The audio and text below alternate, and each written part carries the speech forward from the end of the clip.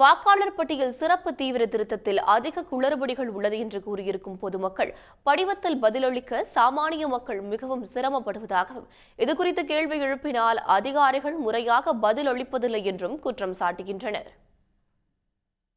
தமிழ்நாடு முழுவதும் வாக்காளர் பட்டியல் சிறப்பு தீவிர திருத்தம் மேற்கொள்ளப்பட்டு வரும் நிலையில் அதில் பல்வேறு குளறுபடிகள் இருப்பதாக பொதுமக்கள் தொடர்ந்து புகார் கூறி வருகின்றனர். இந்நிலையில் சட்டமன்ற தேர்தலுக்கு சில மாதங்களே இருக்கும்போது மக்களை குழப்பி வாக்கு எண்ணிக்கையை குறைக்கவே எஸ்ஐஆர் கொண்டுவரப்பட்டுள்ளதாக பொதுமக்கள் குற்றம் சாட்டுகின்றனர். ஓட்டர் ஐடி கேட்கறாங்க, போட்டோ கேட்கறாங்க, ஆதார் அட்டை கேட்கறாங்க. ஒரு சிலர்கிட்ட இருக்கும், இல்லாம இருக்கும். ஒரு சிலர் இருப்பாங்க, ஒரு சிலர் ஊருக்கு போயிருவாங்க. இது மக்களுக்கு அலக்களிப்பா இருக்குது. எனக்கு தெரிஞ்சது அவங்களுக்கு தெரியல, அவங்களுக்கு தெரிஞ்சது எனக்கு தெரியல. பக்கத்து வீட்டுக்காரவங்கிட்ட கேட்டா அது பதிய தெரியல, நம்மளுக்கும் பதிய தெரியல. பாமர மக்கள்லாம் எப்படி பதிவாகன்னு தெரியல. எனக்கு பதிஞ்சு கொடு, உனக்கு பதிஞ்சு கொடுன்னு ரொம்ப சிரமப்படுறாங்க.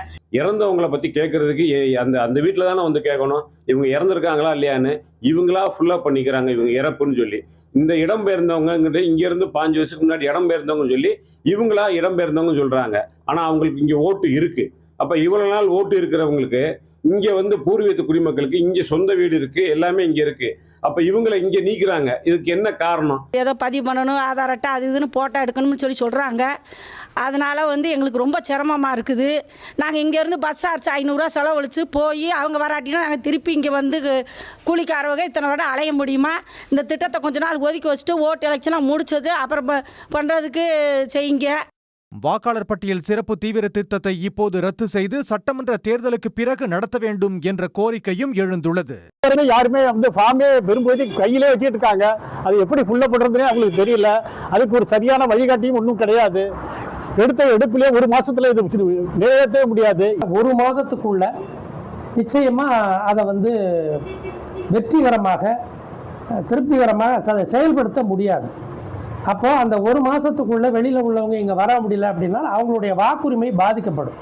அதற்கு பின்னால அவங்க போய் எலெக்ஷன் கமிஷன்ல அதை எடுத்துட்டு போய் திரும்ப சரி பண்றதுங்கிறது மிகப்பெரிய பிரச்சனைகளை உருவாக்கும். வேற வீட்டு ஃபார்மை கொண்டு வந்து எங்க வீட்டில் கொடுத்துட்றாங்க, எங்க வீட்டு ஃபார்மை கொண்டு வந்து வேற வீட்டில் கொடுத்துட்றாங்க. இது ஃபில்அப் பண்றதுக்கு ரொம்ப சிரமமா இருக்கு. கேட்டால் இவங்க தான் இருந்தாங்க, நீங்க தான் ஃபில்அப் பண்ணி கொடுக்கணும். போட்டோ கூட முந்தைய அட்டவையும் கேட்குறாங்க, இப்போ உள்ளதையும் கேட்குறாங்க. அந்த பழைய போட்டோ இப்போ உள்ள போட்டோலாம் கேட்குறாங்க. ரொம்ப குளறுபடியான விஷயங்கள்லாம் நிறைய நடக்குது. இப்போ கொடுக்குற இந்த பாரம் படித்தவங்களுக்கு புரியல, படிக்காதவங்களுக்கு எப்படி சார் அதை நிரப்பி கொடுக்க முடியும்? இது தேவையில்லாதது. ஏன்னா இதனால பல சிக்கல் வரும். எங்க ஓட்டடியில எங்க போட்டா இருக்கு, நாங்க போய் ஓட்டு போடுறோம், அடுத்தவங்களா போடுறாங்க. இதே போதுமான ஆதாரம். அதெல்லாம் தேவையில்லை, நீங்க இதைத்தான் செய்யணும்னு சொன்னா நாங்க எப்படி சார் செய்யறது? எலெக்ஷன் பக்கத்துல வந்துருச்சு. ஒரு 2 மாசம் 3 மாசம் எலெக்ஷன் இருக்கும்போது இதை கொண்டு வந்து கொடுத்தா படிப்பறிவு இல்லாதவங்க எப்படி இதை ஃபுல்லப் பண்ணி கொடுப்பாங்க? இது ஒரு வருஷத்துக்கு முன்னாடி இவங்க இதான் பண்ணியிருக்கணும். இவங்க பண்ண தவறுனதுனால இப்ப பாதிப்பு பூரா எங்களுக்கு தான். முந்தி கொடுத்தாங்க லிஸ்ட், போய் ஓட்ட போட்டோம் வந்தோம். இப்படியெல்லாம் பக்கத்து வீட்டுல என்னைக்கு இறந்தாங்க, எத்தனாம் இருந்தாலும் எங்களுக்கு தெரியாது. எங்க வீட்டுல இறந்தது எதையும் எங்களுக்கு தெரிய மாட்டேங்குது. உள்ளவங்க வீட்டுல உள்ளவங்க என்னைக்கு இறந்தாங்கன்னே நாங்க யோசிச்சுதான் சொல்றோம். அடுத்த வீடு பக்கத்து வீட்டுல இறந்தவங்களாம் சொல்லணும்னா நாங்க எப்படி சார் சொல்ல முடியும்? இதனிடையே சென்னை அடுத்த மாங்காடு அருகே கெருகம்பாக்கத்தில் தேர்தல் ஆணைய அலுவலர் வீடு வீடாக சென்று படிவங்களை வழங்காமல் நாற்காலியில் அமர்ந்து மனுக்களை வழங்கியது சர்ச்சையை ஏற்படுத்தியுள்ளது.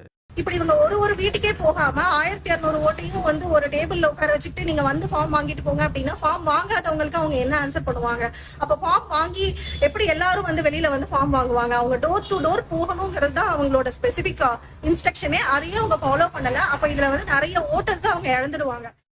வாக்காளர் பட்டியல் சிறப்பு தீவிர திருத்தம் என்பது தேவையற்ற ஒன்று என்றும் இதனால் தங்கள் வாக்குரிமை கேள்விக்குறியாகியுள்ளதாகவும் பொதுமக்கள் அச்சம் தெரிவிக்கின்றனர். உடனுக்குடன் செய்திகளை தெரிந்து கொள்ள சன் நியூஸ் பெல் ஐகானை கிளிக் பண்ணுங்க.